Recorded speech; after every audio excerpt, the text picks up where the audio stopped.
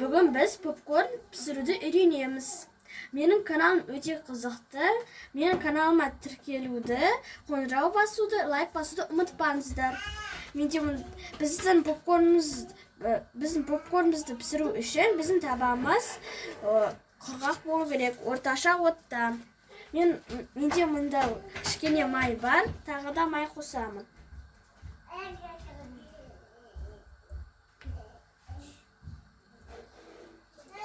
Оның үстіне, содан кейін оның үстіне попкорн саламыз.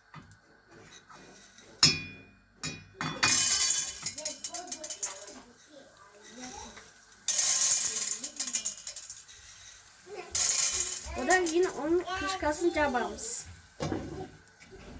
Мынандай болып попкорн атылып піседі. Қошып кетпеңіздер. Міне өйстіп атылып тұрады. Олар күйіп кетпеу үшін оларды шайқап тұру керек. Қатты шайқау керек.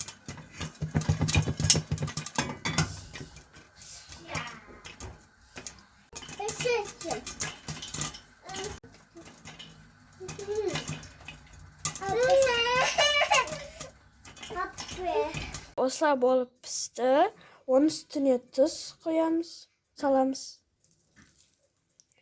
Енді жей береміз. Мені қолдап, мен каналыма тіркеліңіздер.